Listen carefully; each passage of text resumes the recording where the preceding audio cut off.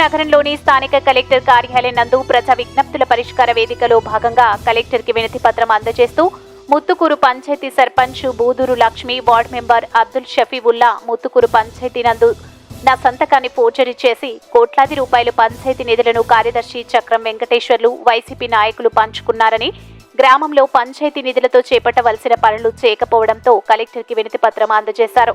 ఈ సందర్భంగా వారు మాట్లాడుతూ నా సంతకాన్ని ఫోర్జరీ చేసిన వారిపై చట్టపరమైన చర్యలు తీసుకోవాలని ప్రభుత్వానికి విజ్ఞప్తి చేశారు.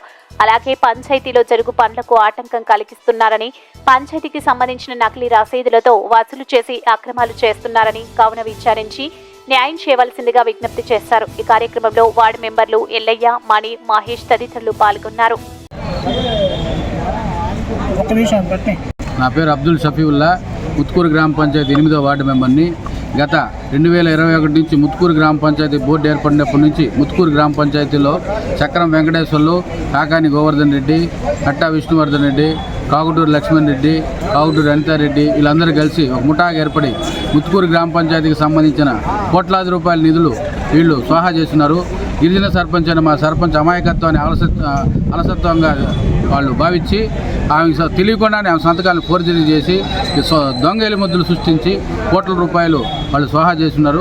దీని మీద గత వారం రోజులుగా మేము అనేక విధాలుగా మేము ఫిర్యాదులు చేస్తున్నాం.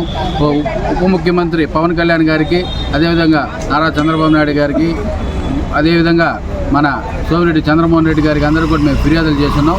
ఈ ముత్తుకూరు పంచాయతీలో జరిగిన కోట్లాది రూపాయల కుంభకోణాన్ని వెంటనే విచారణ జరిపించి దోషులపై కఠిన చర్యలు తీసుకొని ఆ నిధులు రికవర్ చేసి మళ్ళీ ముత్తుకూరు గ్రామ పంచాయతీకి ఆ నిధులు జమ చేయించమని చెప్పి ఈరోజు కలెక్టర్ గారికి కలిసి గ్రీవెన్స్ ద్వారా అర్జీ సమర్పించాం.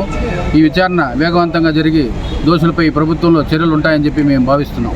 ఈ వీడియో కనుక మీకు నచ్చినట్లయితే లైక్ చేసి షేర్ చేయండి. మరిన్ని లేటెస్ట్ అప్డేట్స్ కోసం మా ఛానల్ ని సబ్స్క్రైబ్ చేయండి.